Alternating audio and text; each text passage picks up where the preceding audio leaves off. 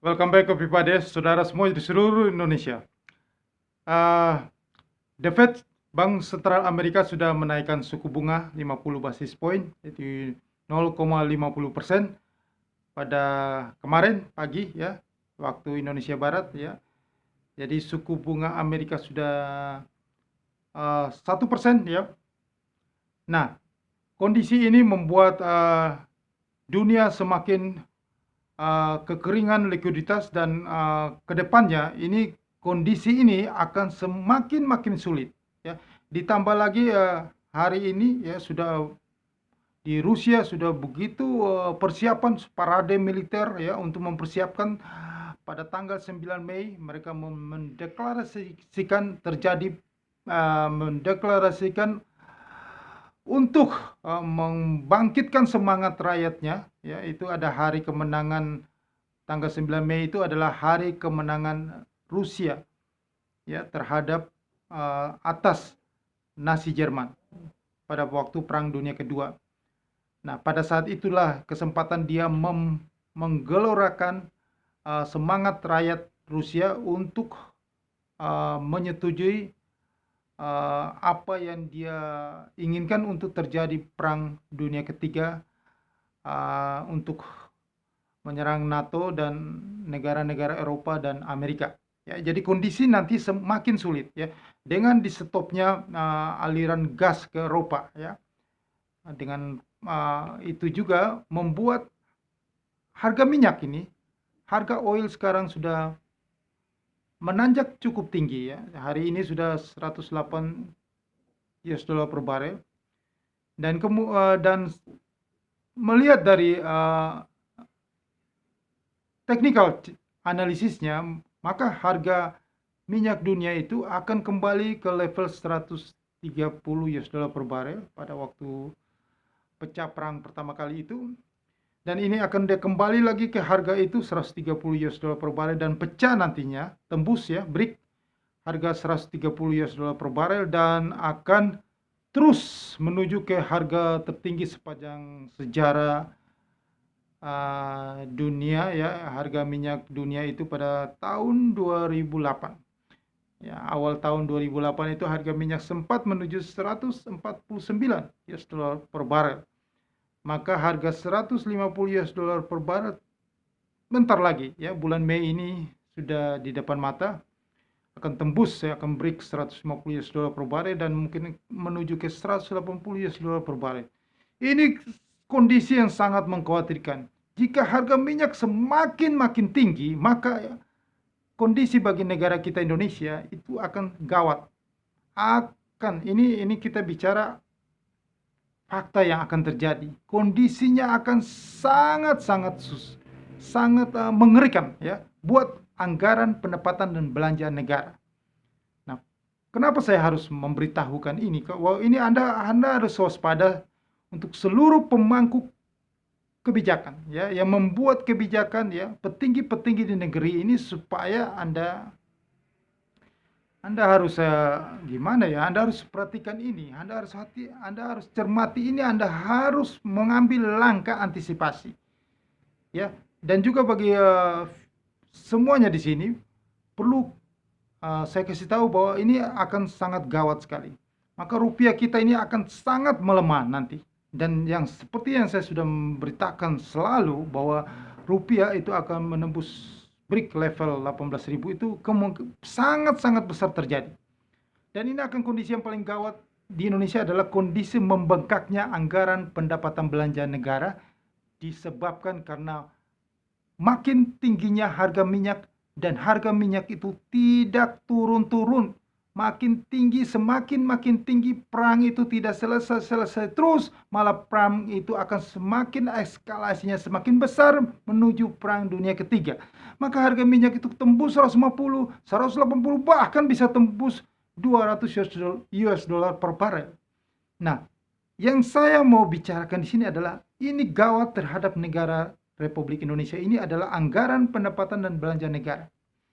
Nah, selama ini kita tahu sejak era Presiden Jokowi sampai dengan sekarang ini yang diurusin adalah Menteri Negara BUMN ya, diurusin tentang banyak sekali terjadi, ya, badan usaha milik negara itu yang mengalami kebangkrutan, dan bangkrutnya BUMN-BUMN ini yang borong, yang rugi-rugi, BUMN yang rugi ini itu bukan hanya terjadi di era berapa tahun ini, era Jokowi sebelum Covid, dan itu sudah dari dulu, ya.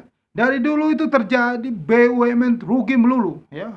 Kita bisa lihat, ambil contoh perusahaan yang monopoli minyak Pertamina itu rugi melulu kerjanya. Dan selalu itu ditomboki, dibiayai oleh APBN. APBN itu diambil dari pajak rakyat.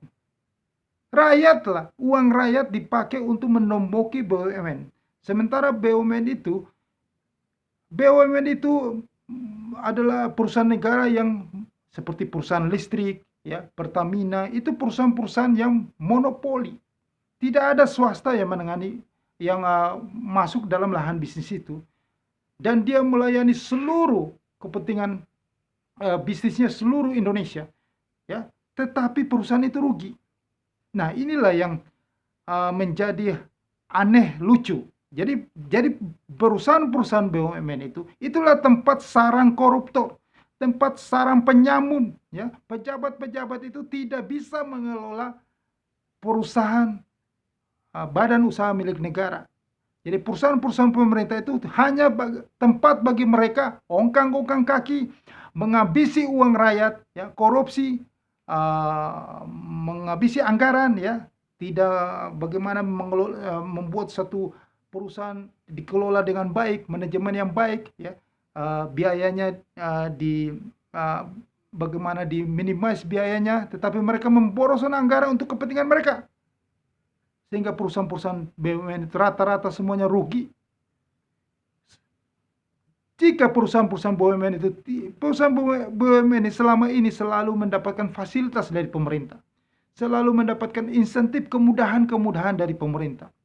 Jika tidak ada kemudahan, ya, insentif, fasilitas dari pemerintah, itu sudah bangkrut semuanya, sudah rugi semuanya perusahaan-perusahaan BUMN itu. Karena tidak bisa mereka mengelola perusahaan BUMN itu. Banyak sekali kita perusahaan listrik. Sekarang Anda bisa lihat sendiri ada jalan tol, perusahaan BUMN Jasa Marga yang mengelola jalan tol itu. Setiap hari bolak-balik mobil kita membayar tol, tapi Pak ada bisa rugi operator jalan tol, sehingga menjual 6 ruas jalan tol. Kita lihat lagi yang menjadi nomor satu, ya, dari dulu, ya, maskapai Garuda, ya, flight, ya, penerbangan. Itu dari dulu rugi melulu, punya pelanggan yang besar, tetapi rugi melulu kerjanya. Terus dibayar dari mana? Dari APBN. Enak banyak. Kerugian dari BUMN itu ditombok dari ruang rakyat. Di APBN itu dipakai untuk menombok kerugian itu. Dan terus dan dikelola oleh pejabat-pejabat. Setelah ditombok dana itu masuk, dikelola, dikorupsi oleh pejabat-pejabatnya. Begitu terus setiap tahun. Negara ini tidak bisa maju. Jadi sebenarnya seharusnya ini saya buka pikiran supaya seharusnya lain kali negara ini tidak usah mengelola bisnis. Negara itu adalah wasit yang membuat kebijakan, yang mengatur, yang mengawasi. Negara tidak usah masuk ke dalam bisnis. Bisnis itu harus diserahkan semua ke swasta. Seperti di negara-negara maju, semua swasta yang mengelola bisnis. Negara itu cukup mengurusi pegawai negeri sipil, ya, mengurusi kementeriannya, departemen, untuk ministry, untuk pelayanan. Negara hanya mengurusi pelayanan kepada rakyat, kepada rakyat, ya, bukan mengelola bisnis. Karena negara tidak mampu, pejabat para yang semuanya tidak bisa mengelola suatu bisnis. Jadi bisnis harus diserahkan ke swasta. Jika ini masih terjadi terus, maka setiap tahun kita akan mendengar perusahaan BUMN yang rugi. Coba Anda bayangkan, perusahaan BUMN bisa rugi 90 triliun, ya. Padahal tiap hari kita membayar tol, ya, masuk keluar, bisa rugi 90 triliun, ya. Ini suatu hal yang luar biasa. Rugi atau digerogoti oleh tikus-tikus yang ada di dalam BUMN itu. Jadi selama BUMN ini masih dikelola oleh negara, maka selamanya terjadi korupsi. Karena Indonesia tidak bisa lepas dari korupsi. Korupsi itu sudah darah dan daging dari negara Republik Indonesia. Jadi lebih sebaiknya pemerintah tidak usah mengelola bisnis. Bisnis harus diserahkan ke swasta.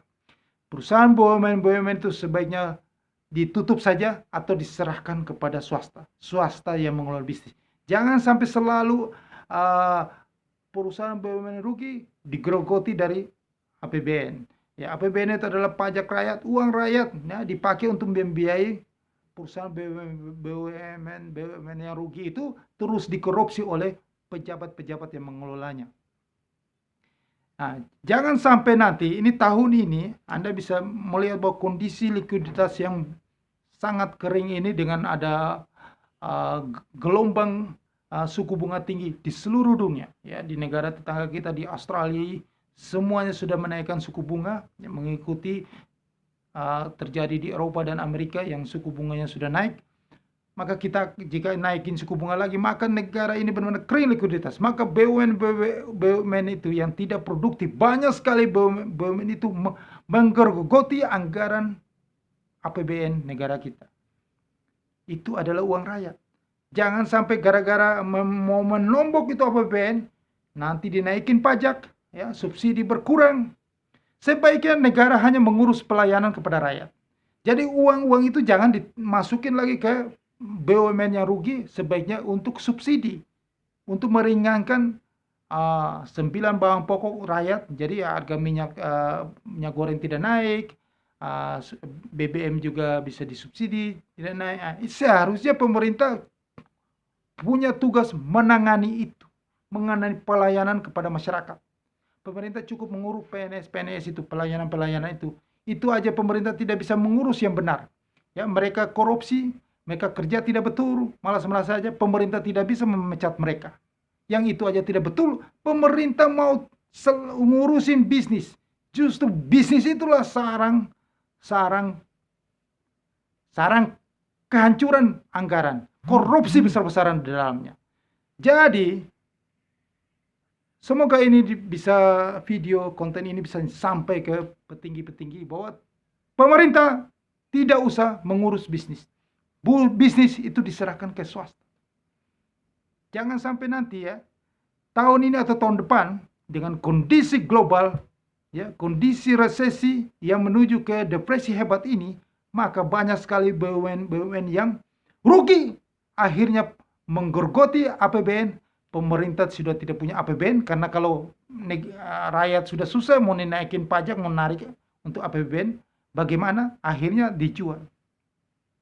Akhirnya banyak sekali BUMN yang terpaksa diprivatisasi. Akhirnya apa? Diprivatisasi, pengusaha-pengusaha Indonesia aja tidak punya uang, akhirnya semuanya dibeli asing.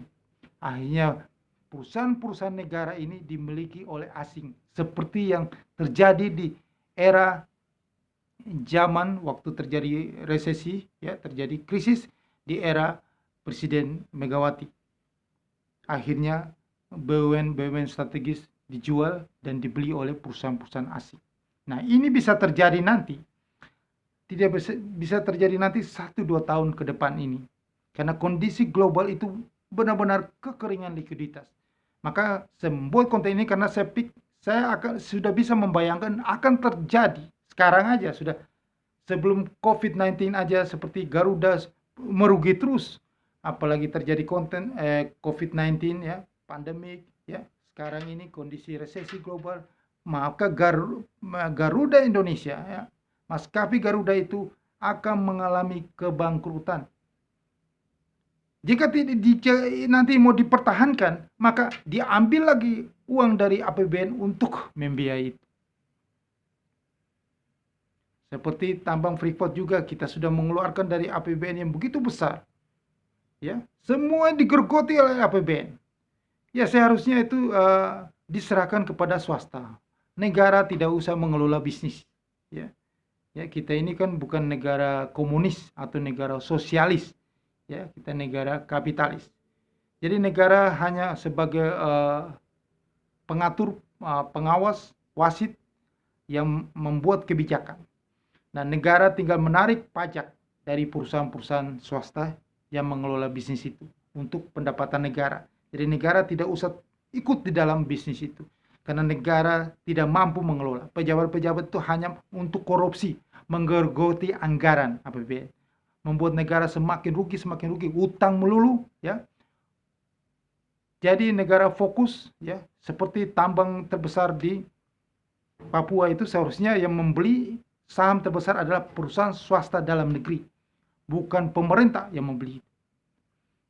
Pakai uang APBN, ya. Setelah itu nanti kita lihat perusahaan itu bisa jadi, jika sampai itu rugi lagi, memang keterlaluan memang. Jadi harusnya konten di sini saya membuka pikiran bahwa pemerintah tidak perlu. Pemerintah hanya urusin pegawai negeri sipil, ngurusin pelayanan kementerian-kementerian untuk semua sebesar-besarnya untuk kepentingan rakyat, ya. Uang APBN itu pemerintah untuk subsidi, ya, untuk semua meringankan rakyat. Pemerintah tidak usah mengurus bisnis melalui BUMN. Pemerintah cukup membuka kesempatan. Jadi yang kesempatan kerja itu bukan pemerintah yang membuat, tetapi swasta. Saya rasa di negara-negara maju swasta lah yang membuat peluang kerja, bukan pemerintah. Ya, pemerintah adalah regulatornya. Pemerintah adalah wasit, pemerintah yang mengatur dan mengawasi. Pemerintah yang menarik pajak dari perusahaan-perusahaan. Pemerintah juga membuat aturan supaya asing jangan menguasai di sini. Itulah pemerintah, tugas pemerintah, bukan pemerintah melakukan bisnis. Jadi swasta lah. Pemerintah memberikan kesempatan kepada seluruh rakyat Indonesia semua mengelola bisnis. Sehingga banyak sekali pengusaha-pengusaha yang ada di dalam negara itu akan semakin kaya jika lebih banyak pengusaha-pengusaha di dalam negara tersebut. Bukan semuanya dikuasai oleh pemerintah. Jadi banyak sekali, jadi biarkanlah banyak sekali bertumbuh usaha-usaha pemerintah sebagai wasitnya. Membuka lapangan kerja yang besar. Pemerintah menarik pajak. Jadi supaya anggaran APBN jangan digerogoti untuk menombok perusahaan-perusahaan BUMN yang rugi terus. Kerjanya rugi terus, ya, dikorupsi oleh pejabat-pejabat yang tidak mampu bekerja, yang tidak bisa dikontrol oleh jajarannya. Selama ini tidak bisa. Kalau swasta benar-benar profesional kerjanya, tidak ada bisa memboroskan anggaran. Jadi sebaiknya diserahkan ke swasta supaya negara ini bisa maju. Nah, inilah saran yang saya bisa sampaikan kepada semuanya. Semoga ini sampai ke pemerintah. Jadi jangan lagi berbicara tentang capek. Saya lihat Anda yang mengurus negara ini, tapi Anda selalu mengeluh bahwa tiap hari sampai sudah habis masa jabatan, Anda masih mengeluh bahwa ada BUMN yang rugi, ya, katanya mau ditutup, sampai sekarang juga nggak ditutup, ya. BUMN yang rugi, salah kelola, rugi melulu. Anda hanya curhat melulu, tapi langkah antisipasinya tidak ada. Langkah antisipasinya Anda tinggal ambil dari APBN untuk nombok terus. Itu uang rakyat dipakai hanya untuk menombok perusahaan-perusahaan BUMN yang rugi, terus dikorupsi oleh pejabat-pejabat. Tidak ada gunanya itu BUMN. Stop! Berikan semuanya, jual swasta yang mengelola. BUMN dijual kepada swasta Indonesia. Biar swasta Indonesia lah yang mengelola. Tidak ada lagi pemerintah yang mengelola BUMN. Semoga ini menjadi pencerahan nasional. Semoga bisa membantu supaya negara ini bisa maju. Supaya jangan 2045 itu hanya jadi mimpi di siang bolong. Menjadi kenyataan Indonesia negara maju tahun 2045. Ya. BUMN harus dihabisin, swasta yang mengelola bisnis. Pemerintah tidak usah mengelola bisnis. Pemerintah hanya cukup melayani rakyat, menjadi wasit. Aturan semuanya pemerintah buat, asing jangan menguasai di sini. Pemerintah buat aturan, pemerintah mengawasi, ya. Pemerintah menarik pajak, ya. Dan pemerintah ngurusin itu PNS-PNS yang korupsi itu, yang kerjanya tidak melayani rakyat, itulah diurusin sama pemerintah. Oke, sekian informasi saya ini. Semoga ini bermanfaat dan jangan lupa Anda subscribe channel YouTube ini. Mohon Anda subscribe dan Anda tekan loncengnya untuk mendapatkan notifikasinya. Dan yang lebih penting di sini adalah Anda sebarkan konten ini kepada seluruh orang Indonesia supaya mereka tahu bahwa apa yang terjadi sekarang ini. Terima kasih.